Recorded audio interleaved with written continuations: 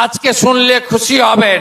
আজকে আমরা জুলাই মাসের তাদের যে টাকা আমরা ৩,০০০ করে টাকা ঢুকিয়ে দিয়েছি। এই মুহূর্তে বড় আপডেট, অন্নপূর্ণা যোজনার টাকা সমস্ত মহিলাদের ব্যাংক অ্যাকাউন্টে টাকা ঢুকতে শুরু করে দিয়েছে।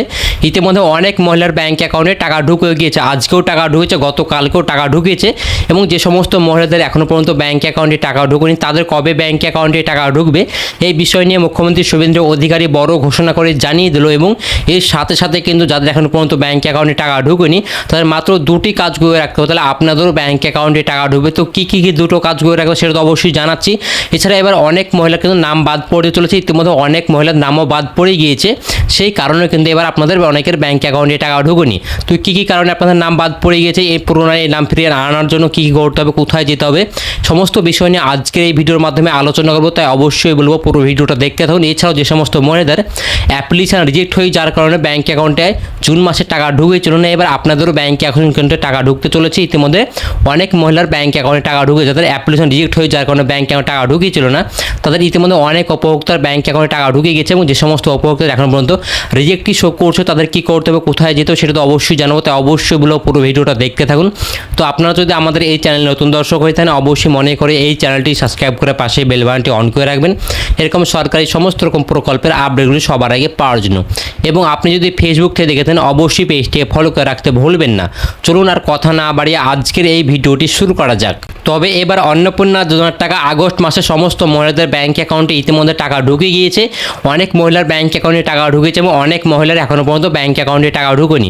যাদের এখনও পর্যন্ত ব্যাংক অ্যাকাউন্টে টাকা ঢুকেনি তাদের কবে ব্যাংক অ্যাকাউন্টে টাকা ঢুকবে এই বিষয়টি নিয়ে কিন্তু মুখ্যমন্ত্রী শুভেন্দু অধিকারী ক্লিয়ারভাবে জানিয়ে দিয়েছে। আজকে শুনলে খুশি হবেন, 1,45,00,000 মহিলার অ্যাকাউন্টে আজকে আমরা জুলাই মাসের তাদের যে টাকা আমরা ৩,০০০ করে টাকা ঢুকিয়ে দিয়েছি। যেহেতু 17 আগস্ট কিন্তু মুখ্যমন্ত্রী শুভেন্দু অধিকারী সমস্ত মহিলাদের ব্যাংক অ্যাকাউন্টে 1,45,00,000 উপভোক্তার ব্যাংক অ্যাকাউন্টে টাকা পাঠিয়েছিল, সে মুখ্যমন্ত্রী বলেই দিয়েছে। কারণ ধাপে ধাপে যেহেতু বেতন শুরু হয়েছে তার জন্য আপনাদের ব্যাংক অ্যাকাউন্টে টাকা ঢুকতে কিছুটা দেরি হচ্ছে। 17 তারিখে অনেক উপভোক্তার ব্যাংক অ্যাকাউন্টে টাকা ঢুকেছে এবং 18 তারিখে কিন্তু অনেক মহিলার ব্যাংক অ্যাকাউন্টে টাকা ঢুকেছে এবং 19 তারিখে কিন্তু অনেক মহিলার ব্যাংক অ্যাকাউন্টে টাকা ঢুকেছে এবং আজকে 20 আগস্ট আজকে কিন্তু অনেক উপভোক্তার ব্যাংক অ্যাকাউন্টে টাকা ঢুকেছে এবং অনেক উপভোক্তার ব্যাংক অ্যাকাউন্টে টাকা ঢুকতেও চলেছে।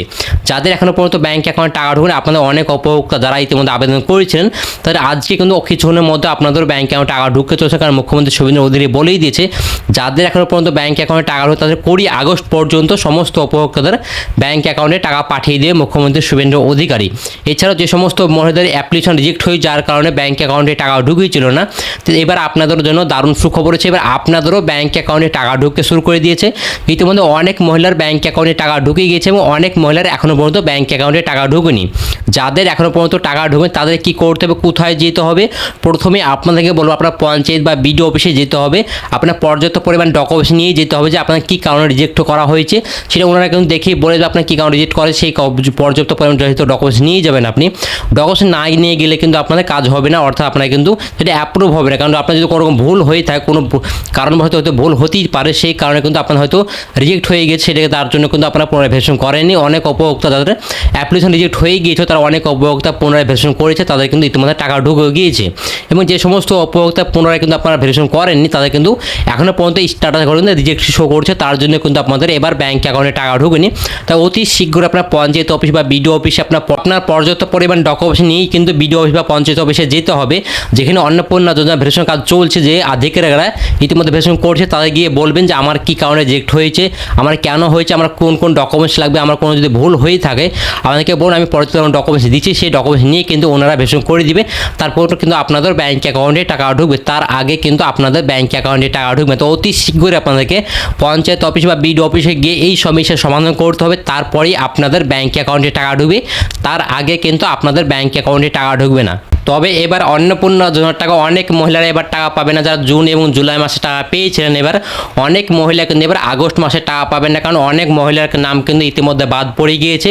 সেই কারণে কিন্তু এবার আপনাদের ব্যাংক অ্যাকাউন্টে টাকা ঢুকবে না। তো কী কী কারণে ব্যাংক অ্যাকাউন্টে টাকা ঢুকবে না এবং কী কারণে আপনাদের এবার নাম বাদ পড়ে গিয়েছে সেটা অবশ্যই জানাচ্ছি। 1 নম্বরে বলবো আপনাদের যারা ইতিমধ্যে প্রতি মাসে 10,000 টাকার বেশি ইনকাম করে থাকে, যে সমস্ত মহিলারা প্রতি মাসে 10,000 টাকার বেশি ইনকাম করে থাকেন তাদের এবার অন্নপূর্ণা অন্নপূর্ণা যোজনার টাকা ব্যাংক অ্যাকাউন্টে ঢুকবে না, কারণ মুখ্যমন্ত্রী শুভেন্দু অধিকারী বলেই দিয়েছে যারা প্রতি মাসে 10,000 টাকার বেশি ইনকাম করে থাকে যে সমস্ত মহিলারা, তাদের ব্যাংক অ্যাকাউন্টে এবার টাকা ঢুকবে না। এছাড়াও যে সমস্ত মহিলাদের ইতিমধ্যে আপনার সরকারকে ট্যাক্স পে করে থাকছেন, যাদের বছরে 12 লাখ টাকার ওপর ইনকাম হয়ে থাকে, অর্থাৎ তার জন্য কিন্তু আপনার ট্যাক্স পে করতে হয় সরকারকে, তারা কিন্তু এবার অন্নপূর্ণা যোজনার টাকা পাবেন না। সেটা কিন্তু মুখ্যমন্ত্রী শুভেন্দু অধিকারী বলেই দিয়েছে, কারণ আপনি যেহেতু সরকারকে ট্যাক্স পে করে থাকছেন সেই ক্ষেত্রে কিন্তু আপনি অন্নপূর্ণা যোজনার টাকা পাওয়ার যোগ্য না, সেই কারণে কিন্তু আপনার অযোগ্য বলে ধরা হয়েছে। সেই কারণে কিন্তু আপনাদের এবার ব্যাংক অ্যাকাউন্টে টাকা ঢুকবে না।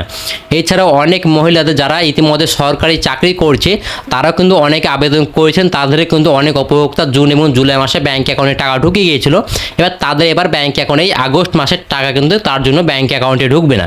তার জন্য কিন্তু আপনাদের ব্যাংক অ্যাকাউন্টে এখনও পর্যন্ত ব্যাংক অ্যাকাউন্টে টাকা ঢুকবে। তো অবশ্যই বলে রাখবো, যারা সরকারি চাকরি করছে তাদের ব্যাংক অ্যাকাউন্টে টাকা ঢুকবেন, এবং যাদের ইতিমধ্যে সরকারকে ট্যাক্স পে করে থাকছেন তাদেরও ব্যাংক অ্যাকাউন্টে টাকা ঢুকবেন, এবং যাদের প্রতি মাসে যাদের 10,000 টাকার বেশি ইনকাম হয়ে থাকে যে সমস্ত মহিলাদের, তারাও কিন্তু এবার অন্নপূর্ণা যোজনার টাকা পাবেন না। এছাড়া অনেকে আরও কমেন্টের মাধ্যমে জানাচ্ছেন যে আমাদের 3টের বেশি পাকা রুম আছে, তার জন্য কি আমাদের ব্যাংক অ্যাকাউন্টে টাকা ঢুকছে না।